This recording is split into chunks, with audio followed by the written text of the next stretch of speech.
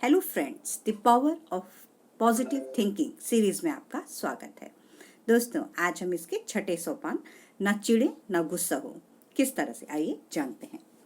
भावनात्मक नियंत्रण हासिल करने के लिए उपचारक तकनीकों का दैनिक अभ्यास सबसे ज्यादा महत्वपूर्ण है। भावनात्मक नियंत्रण किसी जादुई या आसान तरीके से हासिल नहीं किया जा सकता। आप इसे सिर्फ किताब पढ़कर ही विकसित नहीं कर सकते। हालांकि इससे अक्सर मदद मिलती है। इसे हासिल करने का इकलौता अचूक नुस्खा है इस पर नियमित रूप से लगातार वैज्ञानिक रूप से काम करना और रचनात्मकता आस्था विकसित करना। मैं सुझाव देता हूं कि आप शुरुआत में तो एक मूलभूत तकनीक का प्रयोग करें, यानी आप शारीरिक रूप से स्थित रहने की आदत डाल लें। फर्श पर इधर से उधर न टहलें, अपने हाथ न मलें, न चिल्लाएं, न बहस करें, न ही तेज आवाज में बोलें।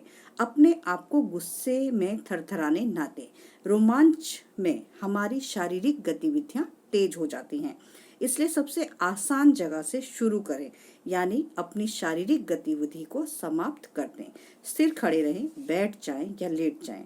अपनी आवाज को धीमा कर दें। शांत नियंत्रण विकसित करने के लिए शांति से सोचना आवश्यक है, क्योंकि आपका शरीर उस प्रकार के विचारों के प्रति संवेदनशीलता से प्रतिक्रिया करता है जो आपके मस्तिष्क से गुजरते हैं। यह भी सच है कि पहले शरीर को शांत करके मन को शांत किया जा सकता है।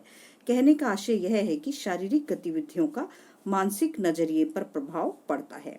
एक भाषण में मैंने यह घटना सुनाई जो एक कमेटी की बैठक में घटित हुई, जिसमें मैंने भाग लिया था। एक व्यक्ति जिसने मेरी इस कहानी को सुना, वह इससे इतना अधिक प्रभावित हुआ कि उसने इसे अपने दिल में बैठा लिया। उसने सुझाई गई तकनीक को आजमा कर देखा और बताया कि यह उसकी चिड़चिड़ाहट और गुस्से को नियंत्रण करने में बहुत प्रभावी सिद्ध हुई है। मैं एक मीटिंग में था जहां विचार विमर्श चल रहा था, जो बाद में थोड़ा कटु हो गया। लोग तनावपूर्ण हो गए और कुछ प्रतिभागी तो संतुलन खोने की कगार पर आ गए। चुभने वाली बातें कही गई। अचानक एक व्यक्ति उठा। उसने इत्मीनान से अपना कोट उतारा, अपने कॉलर को खोला और फिर कोच पर लेट गया। सभी हैरान थे और किसी ने पूछा कि क्या वह बीमार है।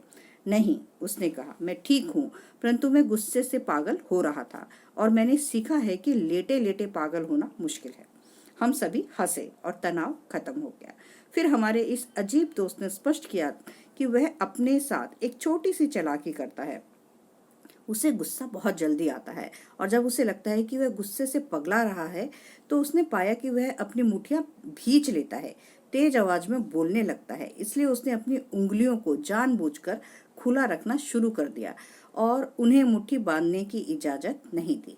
जैसे जैसे उसका तनाव या गुस्सा बढ़ता था, वह जानबूझकर अपनी आवाज को धीमा करता जाता था। आज फुसफुसाकर किसी से बहस नहीं कर सकते, उसने मुस्कुराते हुए कहा।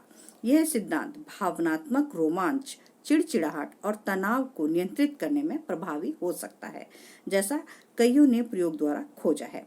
इसलिए शांति हासिल करने के लिए शुरुआती कदम यह है कि अपनी शारीरिक प्रतिक्रियाओं को अनुशासित कर लें।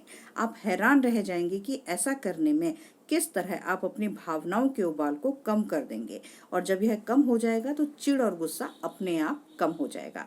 आप जितनी ऊर्जा और शक्ति बचाएंगे, उससे आपको हैरानी होगी, आपको थकान भी कम होगी। यही नहीं, यह एक अच्छा तरीका है कि आप शांत या भाव शून्य या उदासीन रहें। कुछ हद तक मंद रहने का भी अभ्यास करें। इस तरह के लोगों में भावनात्मक असंतुलन की संभावना कम होती है। इस आदत को सीखने और विकसित करने से सुव्यवस्थित लोगों को बहुत लाभ होगा। स्वाभाविक रूप से कोई भी व्यक्ति सुव्यवस्थित व्यक्ति के प्रखर और संवेदनशील प्रतिक्रिया के मूल गुण को खोना नहीं चाहता, परंतु शांत रहने के अभ्यास में महत्वाकांक्षी व्यक्तित्व को संतुलित भावनात्मक स्थिति में लाने की प्रवृत्ति होती है। तो दोस्तों, मेरी वीडियो आपको पसंद आई, आप इसे अपने दोस्तों में शेयर कीजिए, लाइक कीजिए, सब्सक्राइब कीजिए।